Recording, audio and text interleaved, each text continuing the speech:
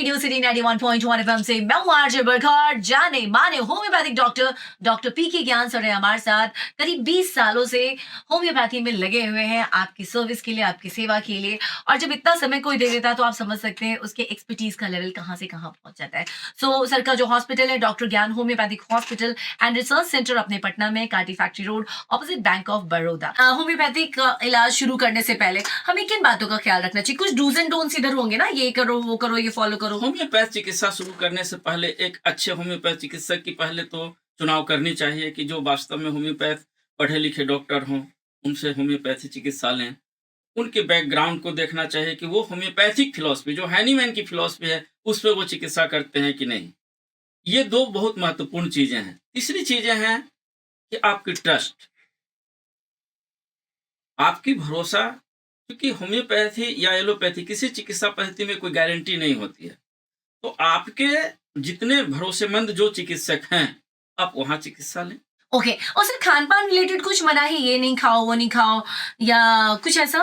Homeopathy में कोई खान-पान की परहेज की आवश्यकता नहीं है। आपके बीमारी के लिए परहेज की आवश्यकता होती है कि जिन चीज़ों से, जिन कारणों से आपकी बीमारी बढ़ती है, उन चीज़ों से परहेज करनी होती है। ऐसे होम्योपैथी चिकित्सा पद्धति के लिए किसी भी प्रकार की परहेज की आवश्यकता नहीं है। ओके, मतलब जिस तरीके से बीमारी उस तरीके से परहेज, वो आपको तब बताया जाएगा जब आप डॉक्टर साहब से मिलेंगे, कंसल्ट करेंगे। तो सर इसके इलाज से कोई साइड इफेक्ट्स होते हैं, ये कितना सुरक्षित है? होम्योपैथी की कोई साइड इफ़ेक्ट नहीं है।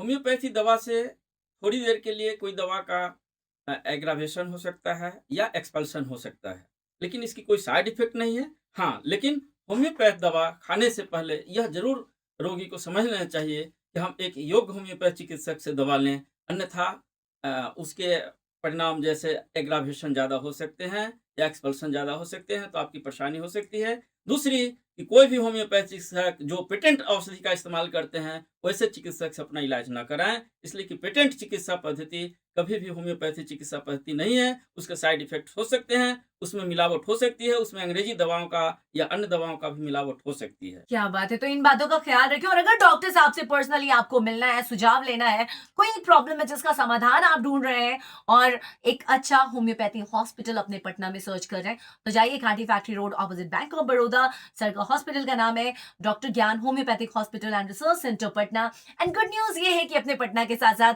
हाजीपुर में भी सर मिलते हैं। सो सर ज़रा बताएँ कहाँ-कहाँ? लाइक क्या टाइमिंग है पटना में, क्या हाजीपुर में क्या?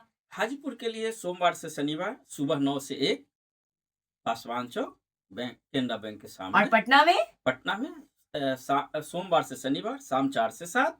तो बस इन टाइमिंग को नोट डाउन कर लीजिए और सर से मिलना है तो अवश्य चले जाइए।